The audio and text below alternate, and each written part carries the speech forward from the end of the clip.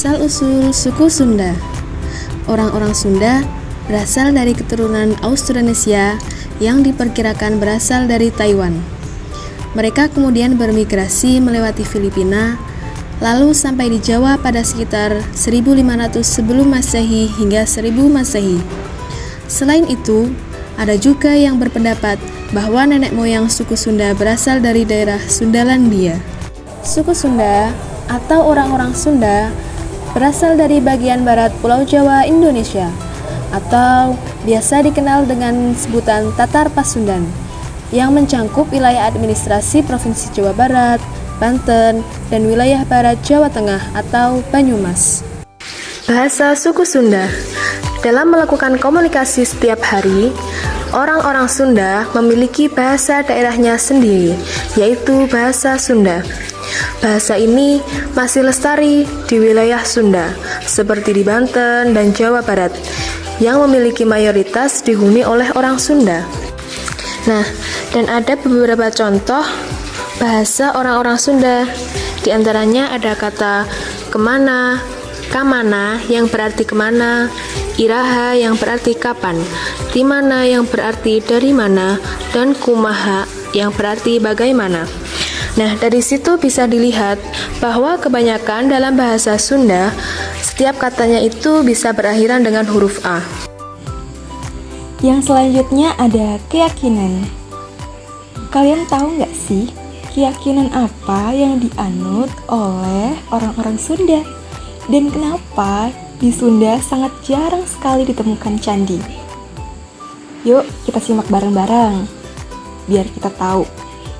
Nah, jadi, dengan banyaknya pamunjungan atau kabuyutan tersebut di Tatar Sunda membuktikan bahwa agama yang dianut oleh agama mayoritas orang Sunda dahulu adalah agama Jati Sunda atau Sunda Wiwitan. Nah, ini adalah jawaban kenapa di Sunda sangat jarang sekali ditemukan candi. Sunda Wiwitan sendiri merupakan kepercayaan terhadap kekuatan alam dan arwah leluhur, atau dikenal dengan istilah animisme dan dinamisme.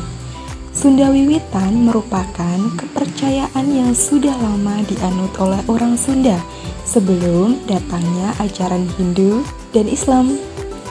Nah, sekarang udah tahu kan keyakinan apa yang ada pada suku Sunda? Selanjutnya ada kebudayaan suku Sunda. Suku Sunda mempunyai karakteristik dan nilai-nilai tersendiri yang membedakannya dari ragam budaya daerah lain. Hal itu tampak selaras dengan pameo silih asih, silih asah, dan silih asuh, yang berarti masyarakat Sunda harus memiliki sikap saling mengasihi, saling memperbaiki, saling membenahi diri, serta saling melindungi atau menjaga. Berikutnya ada kesenian budaya suku Sunda. Adapun kesenian budaya suku Sunda yang pertama, 1. Kesenian sisingan. Sisingan ini memperlihatkan 2 hingga 4 boneka singa. Alasan dipilihnya singa sebagai simbol dari kesenian sisingan ini, yaitu karena sebagai bentuk usaha masyarakat Subang dalam menyindir atau mengkritik bangsa Eropa dengan menjadikan simbol kebesaran negaranya sebagai sebuah permainan rakyat. Yang kedua ada tarian tradisional khas suku Sunda. Tari Jaipong adalah salah satu tarian tradisional suku Sunda dengan karakteristik tariannya semangat, ceria, humoris, spontan, namun tetap sederhana.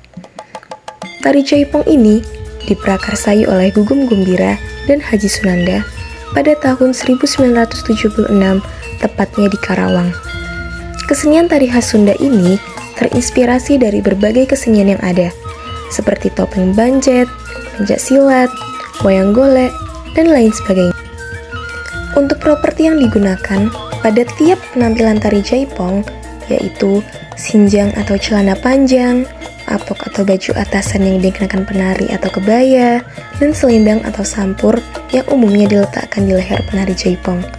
Selain tari Jaipong, ada pula tarian tradisional khas suku Sunda lainnya, di antaranya tari ketuk tilu, tari topeng, tari rampak gendang, tari wayang, tari samping, tari buyung, dan masih banyak.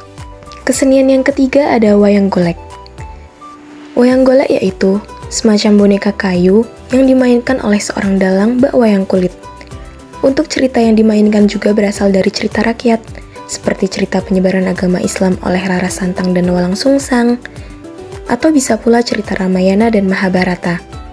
Dalang-dalam wayang golek bercerita dengan bahasa Sunda dan diiringi suara gamelan Sunda.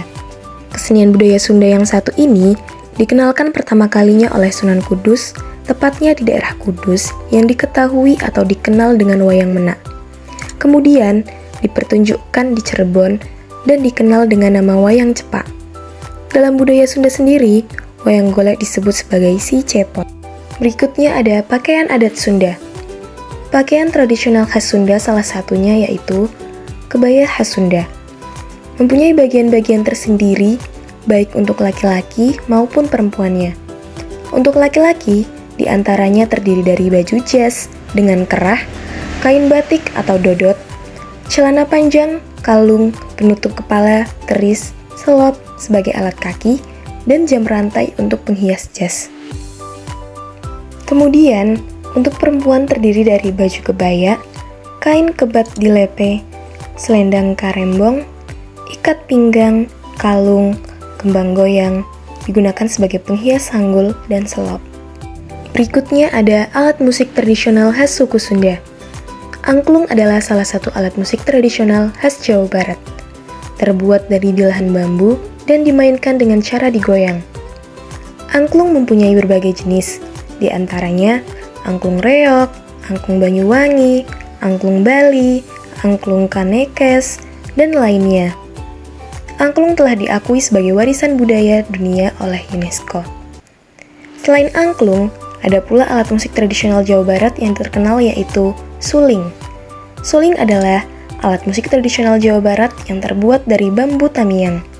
Bambu tamiang merupakan jenis bambu yang tipis karena diameternya juga kecil, sehingga tepat untuk dijadikan sebagai bahan untuk pembuatan suling.